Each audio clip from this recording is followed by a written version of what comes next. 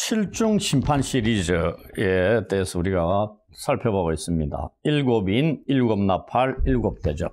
이 중에 지난주까지 6장에서 6번째 인을 떼시는 장면까지 살펴봤습니다.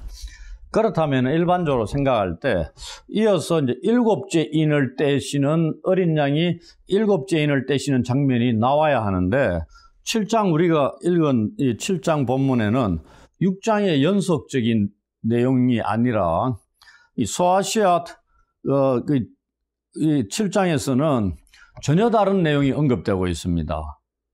그래서 이 람브레흐트라는 학자는 이 7장이 6장의 연속이 아니라 소아시아 7교회 성도들을 위로하기 위하여 집어넣은 막간이라고 말씀하고 있습니다. 막과 막 사이에 삽입되어 있는 뭔가 의미를 두고 삽입되어 있는 그러한 내용이다. 이렇게 이야기를 합니다. 요한계시록의 막간은 몇 군데가 나옵니다. 우리가 앞으로 살펴보겠지만은 6째 인, 6째 나팔 이런 다음에 주로 나온다는 얘기입니다. 뭔가 의미가 있겠죠. 그러면서 7제로 넘어가는 그 중간에 나온다는 얘기는 이 막간이 무엇과 1차적으로 관련이 있냐면은 6번째 심판 재앙과 관련이 있게 언급이 되고 설명을 하고 있는 것으로 나오고 있음을 알 수 있습니다. 그리고 요한계시록의 독자는 소아시아 7교회 성도들이죠. 그들이 처한 상황에 어떤 도움을 주기 위한 목적도 담고 있다. 이렇게 보시면 됩니다. 그래서 오늘은 이 막간의 내용이 무엇인가에 대해서 살펴보도록 하겠습니다. 7장 내용은 우리가 6장 17절 마지막 구절이 뭐냐면 누가 능히 서리요 이렇게 질문하고 끝납니다. 이 질문에 대한 답으로 주신 계시라고 보시면 됩니다. 즉 누가 능히 서겠느냐? 하나님의 보호를 받는 14만 4천 외에는 아무도 설 수 없다. 뭐 이런 내용이죠. 6장 15절 목록에 보시면은 이 땅에 거하는 자들의 7부류 목록이 나오죠. 곧 죄인들입니다. 하나님을 대적하는 자들이죠. 이들은 하나님과 어린 양의 심판, 진노의 날에 설 수 없는 자들입니다. 그런데 7장에 나오는 하나님의 인침을 받은 14만 4천의 하나님의 종들은 굳게 설 수 있다는 걸 알려주는 거죠. 이들 속에 누가 포함돼요? 소아시아 7교회의 믿음을 쫓아 이기는 자들, 그들이 속하는 겁니다. 그런데 그들은 지금 환난과 박해, 어려움에 처해 있는 거죠. 이 7장의 막간의 내용을 보면서 그들에게 도움이 되겠습니까? 안 되겠습니까? 힘이 되겠죠. 그런 의도로 이 막간의 내용을 언급하고 있다, 기록하고 있다 이렇게 보시면 됩니다. 이 7장의 내용은 우리가 두 개로 나눠가 보고 있죠. 1절부터 8절까지 하고 다음 주에 9절부터 17절까지인데 오늘 본문은 땅에서 일어나는 내용입니다. 그런데 9절부터 17절은 하늘에서 일어나는 일입니다. 똑같이 14만 4천에 대한 하나님의 종들에 대한 내용인데 오늘은 8절까지는 땅에서 그리고 9절부터 17절까지는 하늘에서. 일단 우리는 하늘에서 벌어지는 일들은 완성의 모습이라고 보시면 됩니다. 땅에서는 진행되는 모습이고요. 또 진행될 모습이고 그렇게 생각을 하시면 됩니다. 어린 양이 7째 인을 떼시는 내용이 8장 1절에 나옵니다. 그러니 7장 전체는 6번째 인과 7번째 인 그 사이에 있는 거죠. 그러면서 요한이 7번째 인을 떼시기 전에 이 7장의 환상을 봅니다. 그리고 7장에는 지금 6번째 인까지가 하나님의 심판입니다. 그런데 7장 막간이 딱 나오면서 하나님의 심판이 잠시 멈추게 됩니다. 그 이유가 무엇입니까? 하나님의 백성들, 하나님의 종들을 보호하기 위해서 그들의 이마에 인을 치기 위함이라고 3절에 말씀하고 있습니다. 심판을 멈추는 이유가 이것이란 얘기입니다. 그 전에 우리는 1절부터 2절에서 무슨 일이 일어나고 있는가를 한번 보았으면 합니다. 요한은 6째 인을 떼실 때 일어난 심판의 내용을 6장에서 본 후에 7장 1절에 보면 이 일 후에 내가 무엇을 보니 되어 있습니다. 또 다른 환상을 보게 되는 겁니다. 그게 뭐냐면 내 천사가 땅 내 모퉁이에 선 것을 보았다 이렇게 되어 있습니다. 이 땅 내 모퉁이는 이 성경의 이 계시록의 4라는 얘기는 우주적인 숫자입니다. 그리고 전 세계, 온 세상 모든 지역을 가리킨다고 보시면 됩니다. 그 땅 전체를 포함하는 거죠. 그러면 이 네 천사가 서 있다는 얘기입니다. 한번 그림을 그려보십시오. 땅 네 모퉁이 사각형으로 그려가지고 땅 네 모퉁이에 천사 하나씩 딱 서 있다고 보십시오. 이 네 천사가 누구고 그들의 임무가 무엇이냐 이걸 우리가 알아야 되는 겁니다.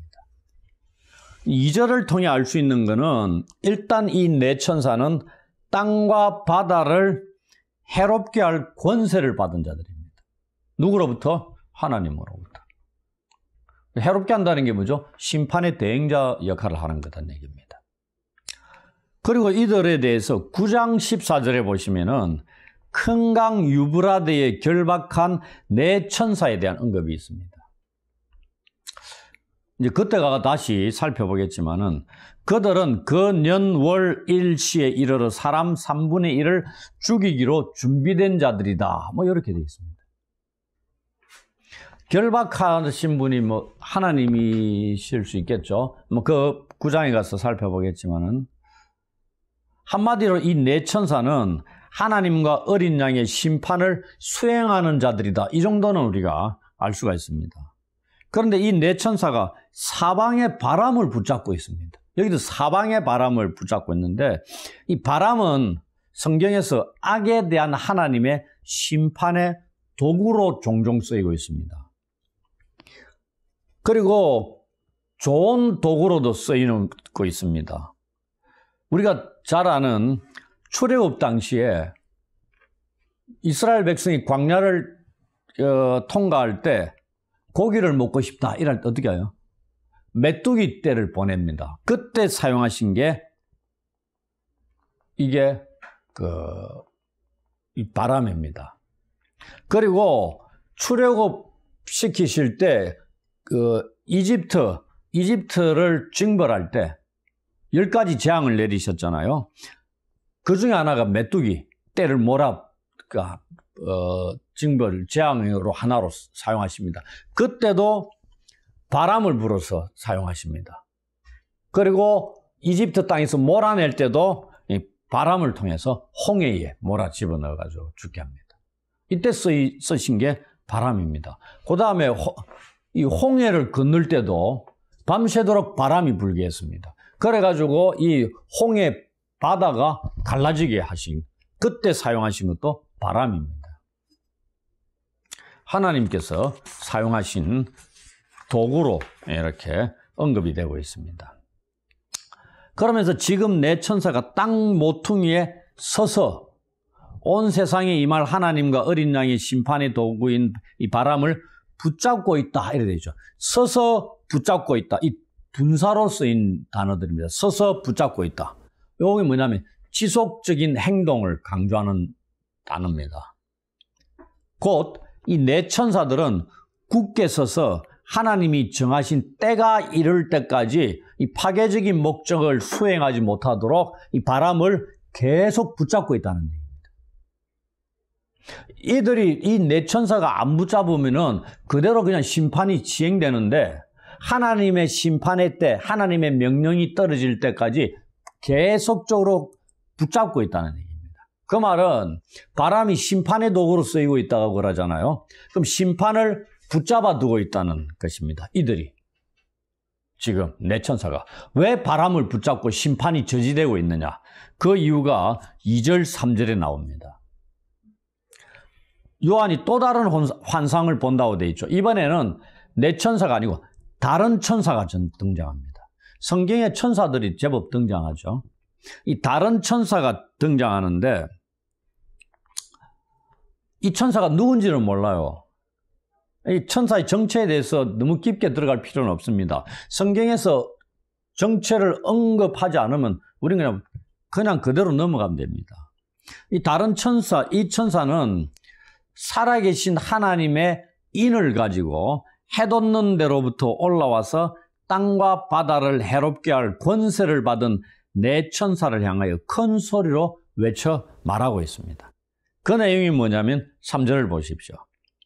우리가 우리 하나님의 종들의 이마에 인치기까지 땅이나 바다나 나무들을 해하지 말라. 이렇게 되어 있습니다. 다른 천사가 네 천사에게 이 명령을 하고 있습니다.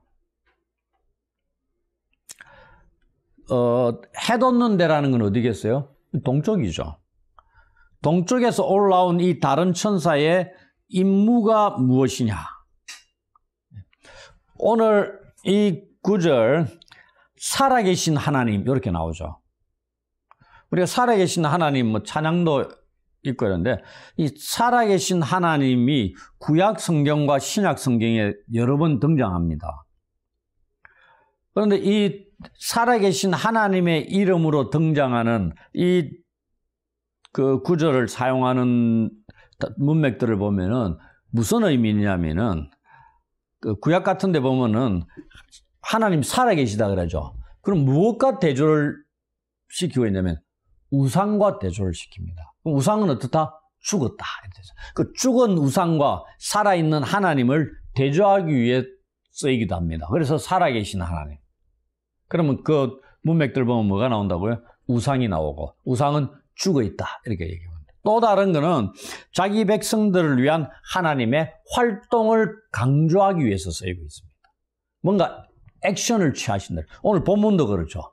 인을 다른 천사에게 맡겨가 하나님의 종들의 이마에 표를 하기 위한 이 일을 이 다른 천사에게 맡기셔서 일을 하시는데 나타나시는 하나님이 살아계신 하나님이다. 이 얘기입니다.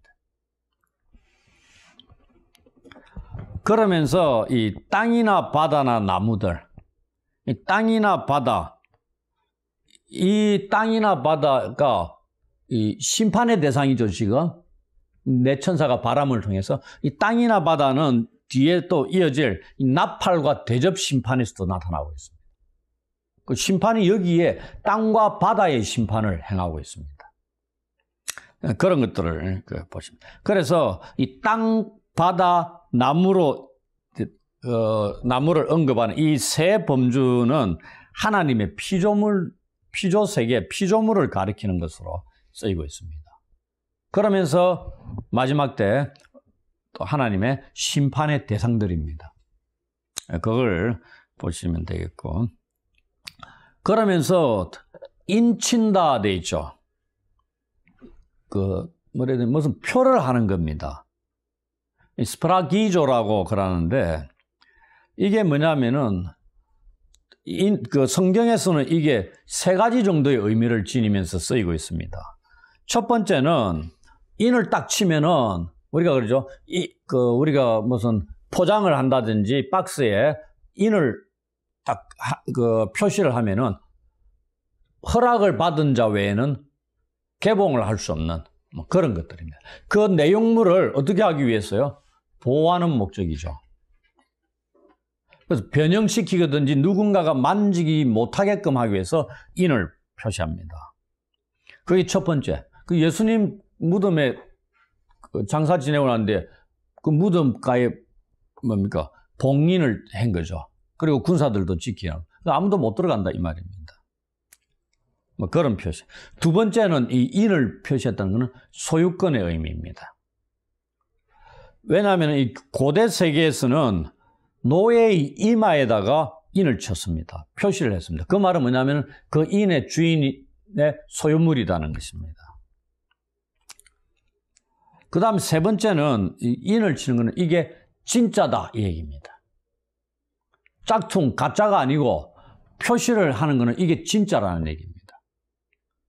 그걸 우리가 소나 아니면 뭐 이런 데 보면 뭐 툭툭 도장 찍고 이런 거 있죠. 표시하는 게 그런 것들입니다. 다 검사를 마치고 난 뒤에 도장을 찍는 거죠. 그런 의미로 얘기하는 겁니다. 그래서 우리가 그 에서더서 같은 데 보면 유대인을 절면시키기 위한 칙서에 아수에로 왕의 도장을 찍는 뭐 이런 것들. 그러니까 이 아수에로 왕의 명령이라는 것을 확인하는 거죠. 사람이 조작해가지고 유대인을 몰살시키려고 한 게 아니고 아하수에로 왕이 직접 명령을 내린 것이라는 걸 표시하기 위해서 인을 쳤다. 그렇게 얘기를 합니다. 그래서 이 세 가지 정도의 의미를 가지는 게 인을 치는 겁니다. 하나님께서 지금 다른 천사를 보내셔가지고 인을 치시는 그 일을 하기 위해서 내 천사에게 굳게 서서 바람을 계속 붙잡고 있으라고 하는 겁니다. 그 심판을 지연시키고 있는 겁니다. 자기 백성들을 이렇게 인을 치기 위해서. 정해진 시간이 있는데 그때까지 땅, 바다, 나무들을 해하지 말라는 얘기입니다. 또다시 명령을 내리시겠죠. 그때 심판이 시행이 된다 이 말입니다. 그래서 우리는 이 세 가지 그 인치는 의미들을 통해 가지고 확인할 수 있는 거는 이 3절에 보시면 하나님의 종들의 이마에 인을 치는 거죠. 이 얘기는 지금 심판의 기간이죠. 이 심판의 기간 동안에 하나님을 충성되게 따른 하나님의 종들은 누구다? 하나님의 것이다. 하나님께 속한 자들이다. 이것을 일단 알려주고 그 다음에 하나님께서 이들을 보호하신다는 것을 나타내고 있습니다. 하나님의 것이니 하나님이 보호하신다는 얘기죠. 누가 손을 댈 수 있느냐? 손댈 수 있다 없다? 없다는 얘기죠. 그 얘기입니다. 이 인을 친다는 얘기는. 그래서 이 요한계시록 3장 10절에 보시면 빌라델비아 교회에 주신 약속의 말씀 중에 네가 나의 인내의 말씀을 지켰은즉 내가 또한 너를 지켜 시험의 때를 면하게 하리니 이는 장차 온 세상에 임하여 땅에 거하는 자들을 시험할 때라 이런 말씀이 있습니다. 그래서 인을 치셨다는 건 이런 때를 면하게 한다는 그런 말씀으로 볼 수도 있습니다. 그렇다면은 이 인과 나팔과 대접 심판은 구원받지 못한 땅에 거하는 자들에게 임하는 겁니다. 성도들, 하나님의 종들은 하나님의 인치심을 받았기 때문에 이 심판에서 면하게 된다는 걸 알 수 있는 거죠. 이 사탄을 통해서나 사탄의 이 사악한 땅의 대행자들을 통해서 일어나는 다양한 이 고난과 박해로부터 신자들의 믿음과 구원이 보호된다. 하나님에 의해서. 그것을 알려주고 있습니다. 이것을 또 무엇을 통해 또 확인할 수 있냐면은 이스라엘 민족이 출애굽 당시에 뭘 했냐면은 어린 양을 잡아서 그 피로 집 좌우 문설주와 임방에 발랐습니다. 그래서 표를 낸 거죠. 여호와께서 그 피를 보고 넘어가셨다 돼 있습니다. 그것으로부터 유래된 절기가 뭐죠? 유월절이죠. 유월절이 뭐다는 얘기입니까? 넘어가다는 의미입니다. 넘어간다는 건 뭐죠? 왜 여호와께서 이집트를 지나가는 거죠? 장자들을 죽이려고 임하시는 겁니다. 그런데 피를 보고 그 집을 넘어간다. 그래서 이스라엘 백성들 집들은 전부 다 어린 양의 피를 문설주와 임방에 바른 거죠. 그래서 다 살아난 겁니다. 그런데 이집트인들은 그런 거 모르잖아요. 그래서 이집트인들의 집은 사람의 장자나 가축의 첫째 것 전부 다 죽어버렸습니다. 그걸 우리가 생각을 할 수 있는 겁니다. 이 피뿌림을 통해서. 인침을 통해서 하나님께서 지키신다, 보호하신다는 것을 이스라엘 민족의 유월절 절기 사건을 통해서도 확인할 수 있는 겁니다. 그 다음에 다음 주에 살펴보게 될 요한계시록 7장 14절에 보면은 어린 양의 피에 그 옷을 씻어 희게 된 자들 이렇게 나옵니다. 하늘에 있는 모습, 14만 4천의 모습입니다.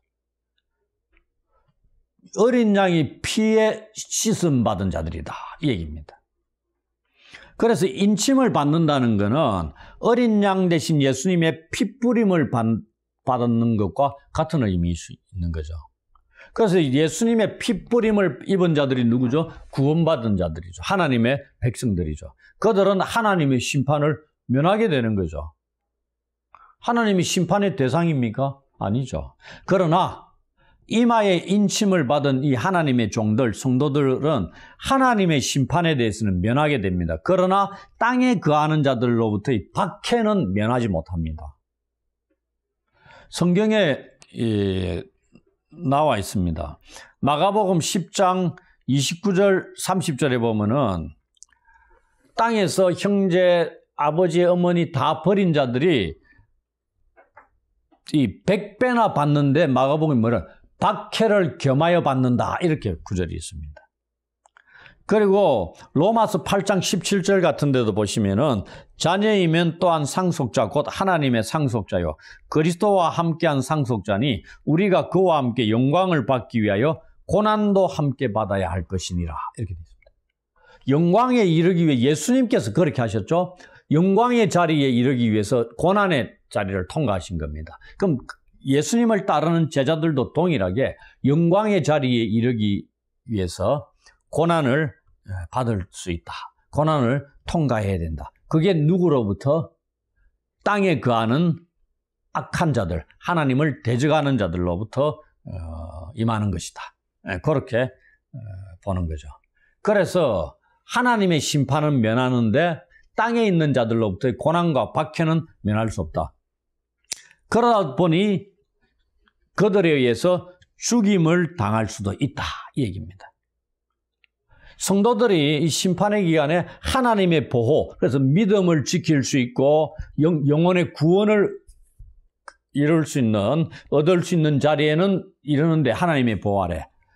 그러나 박해나 고난을 통해서 이 땅에 거하는 악한 자들로부터 죽임을 당할 수는 있다. 이것을 우리한테 알려주고 있는 말씀일 수 있습니다. 이제 마지막으로 4절부터 8절에 14만 4천, 인침을 받은 자의 수가 14만 4천이다. 이렇게 기록되어 있죠. 이것에 대해서 살펴보겠습니다. 아주 논란도 많고, 이들이 누구냐에 대한 다양한 견해들이 있습니다.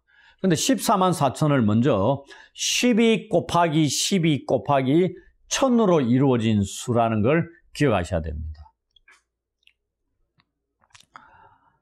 이 계시록 이 본문을 7장 14만 4천을 이해하는 데 있어서 계시록 21장 12절로 14절을 보시면은 새 예루살렘의 기초가 언급되어 있는데 그것을 구성하는 자들이 12지파와 12사도가 함께 구성하고 있다. 이래 되죠. 상징적인 의미가 있잖아요. 새 하늘과 새 땅을 이루는데 그게 어디다? 새 예루살렘입니다. 그게 구성원들이 누구다고요? 12지파와 12사도들입니다. 12지파가 누구죠? 구약의 하나님의 백성들을 상징하는 겁니다. 대표하는 거잖아요. 그럼 12사도들은 뭐죠? 신약의 하나님 백성들, 교회 공동체를 대표하는 자들입니다.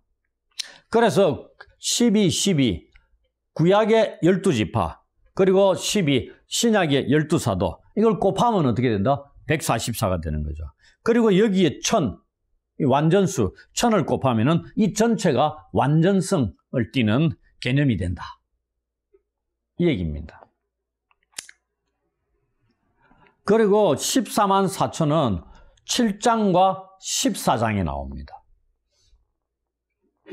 이 둘을 다르게 보기도 하는데 저는 동일한 자들로 보아야 된다고 생각합니다.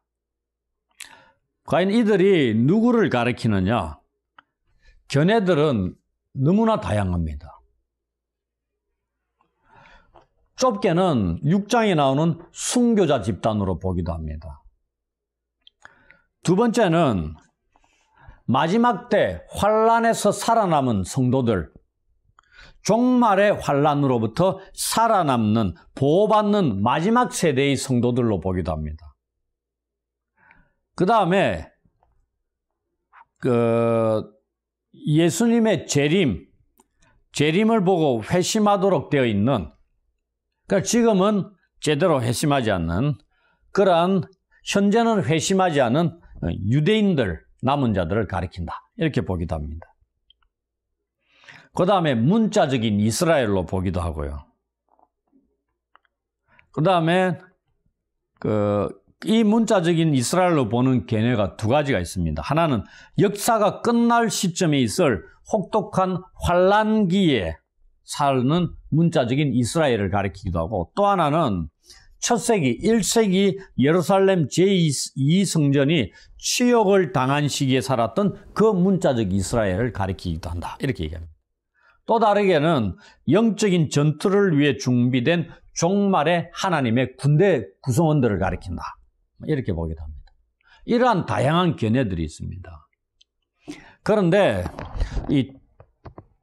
이들이 누구냐에 대한 일반적으로 받아들이고 저도 그렇게 생각하는 것을 말씀을 드리자면은, 먼저 7장 9절, 이 본문과 관련되어 있는 7장 9절에 보시면 이들은 각 나라와 족속과 백성과 방언에서 나오는 셀 수 없는 큰 무리다 이렇게 되어 있습니다.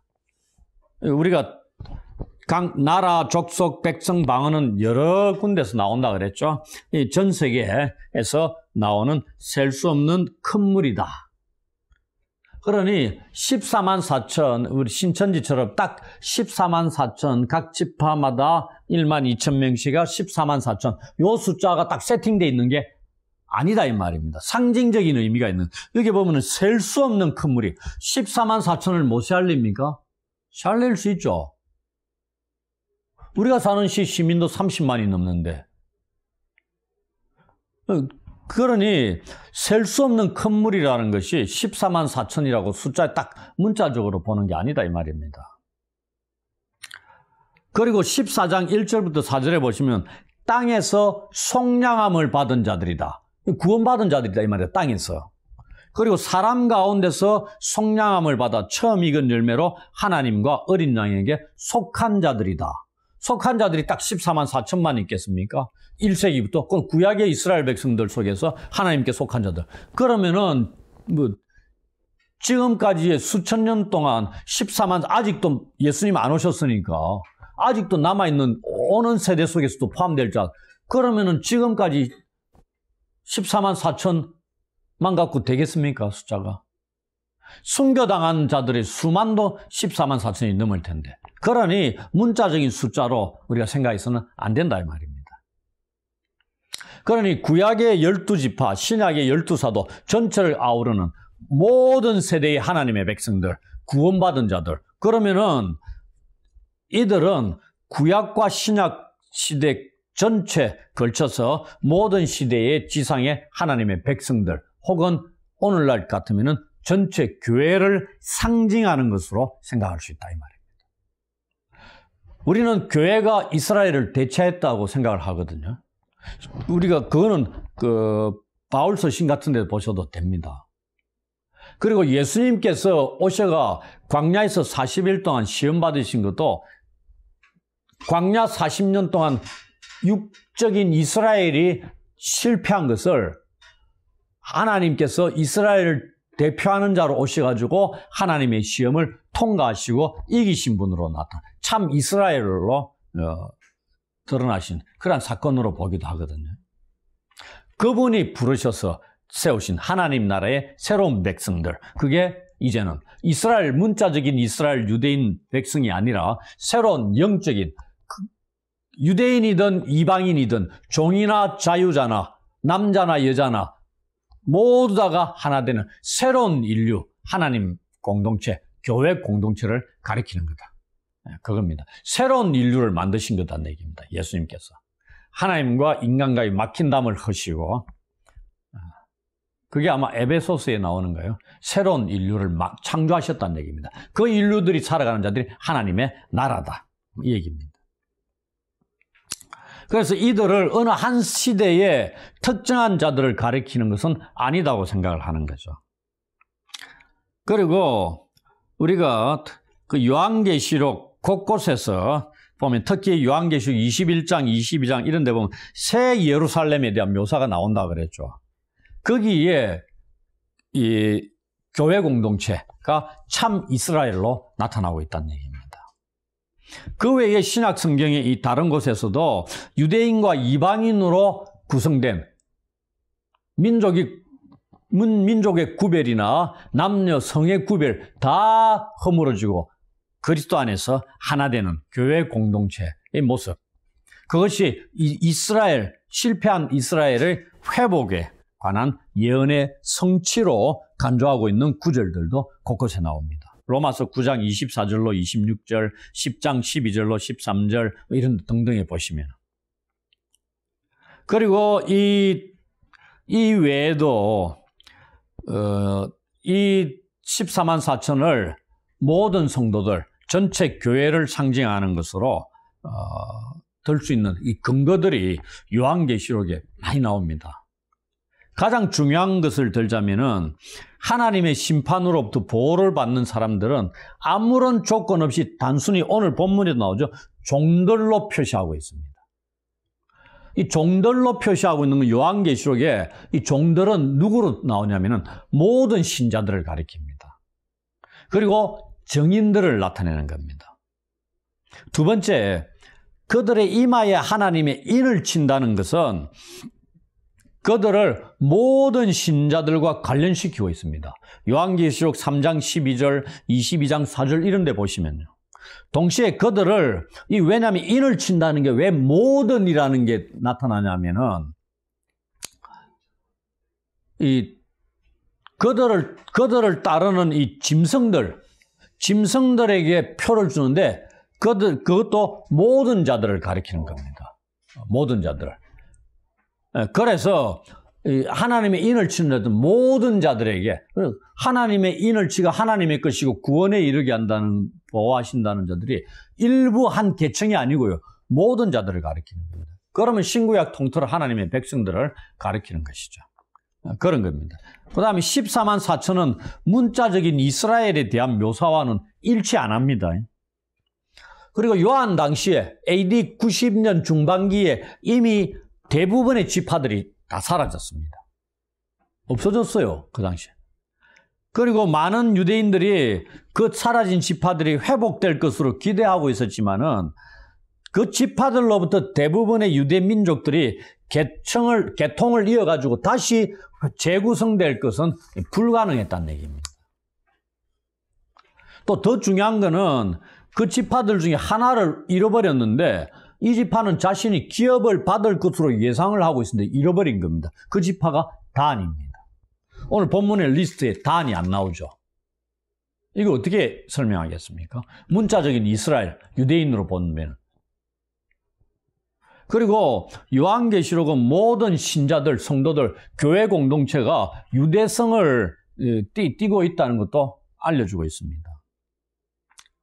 그리고 요한계시록 나머지 이 부분들 보시면 14만 4천이 이 상징적인 숫자라는 것을 다 생각을 할 수 있는 겁니다.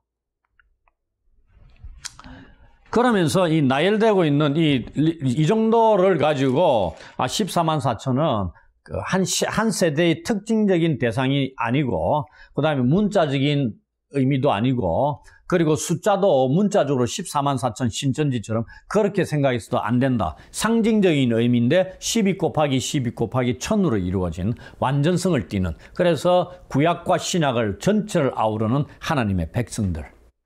오늘날 같으면 교회 전체를 언급하고 있다. 이렇게 말씀을 드리겠습니다. 그리고 이 나열되고 있는 12지파 이 순서를 보시면은 구약 성경에 12지파의 순서들이 여러 군데서 나오는데 대부분 다 일치를 안 합니다. 오늘 본문에도 보시면은. 그러면서 우리가 12지파의 맞이가 누구죠? 르우벤입니다. 르우벤이잖아요. 그런데 오늘 본문에 보면 유다가 제일 먼저 나옵니다. 오늘 목록에. 그 이유가 뭐냐? 이것은 창세기 49장 8절로 10절 누가 나오죠? 이스라엘이 죽기 직전에 12아들에 대해서 축복을 하는 내용이 나오죠. 거기에서 유다에 대한 그 내용을 한번 보시면은 그리스도께서, 메시아께서 유다 지파를 통해서 나오신다고 언급하고 있습니다. 오늘 이 계시록의 중심 인물이 누구요? 어린 양 대신 예수 그리스도입니다. 그렇기 때문에 그분의 핏부림에 의해서 구원받은 자들이잖아요. 제일 먼저 유다 지파가 언급되는 그것을 통해서도 우리가 설명을 할 수 있습니다. 그 다음에 단 지파가 빠져버렸습니다. 대신에 므낫세 지파가 들어갔죠. 그 다음에 요셉도 들어가고 에브라임은 빠지고 뭐 이런 게 나오는데 단 지파가 빠져 있는 건 정확하게 우리가 알기는 어렵습니다. 그런데 일반적으로 받아들이기는 단 지파가 우상 숭배에 빠진 지파였다. 사사기 18장에 보면은 그런 내용들이 나옵니다. 그래서 우상 숭배가 가장 하나님께서 싫어하시는 것이죠. 그래서 빠졌지 않느냐. 하나님의 백성들, 구원받은 하나님의 백성들 리스트에 빠졌다 이렇게 얘기하기도 합니다. 이것이 100% 정확한 건 아니고요. 이제 마무리하겠습니다. 이 지상의 교회 공동체의 구성원들인 그리스도인들은 이마에 하나님의 인표시를 지닌 자들입니다. 오늘날 우리 교회 공동체 구원받은 자들이 그렇다는 얘기입니다. 그렇기 때문에 우리의 원수들인 약한 사탄과 그 졸개들이 우리를 어찌할 수 없다는 얘기입니다. 대신 고난 당하게 하고 핍박하고 이런 건 할 수 있습니다. 그러나 하나님께서 우리를 마지막까지 보호해 주십니다. 왜냐하면 우리는 예수님께서 피로 값주고 사신 하나님의 것입니다. 하나님의 자녀들이기 때문입니다. 이러한 사실을 안다는 것은 우리가 신앙생활하면서 신앙 때문에 어려움이나 박해를 당할 때 견디며 인내할 수 있는 힘과 위로를 얻게 합니다. 소아시아 7교회 성도들에게 동일한 의미를 지니는 것이죠. 이 7장의 막간 내용을 기록한 것들도 환상을 보게 하신 것도 소아시아 7교회 1차적으로 그들을 향한 위로와 힘을 주기 위한 의도일 수 있습니다. 그래서 이 세상에서 그리스도인으로서 살아가는 자들은 우리가 누구냐, 우리의 정체성에 대해서 정확하게 알고 있어야 됩니다. 우리는 하나님의 것이다. 하나님의 도장을 받은 자들이다.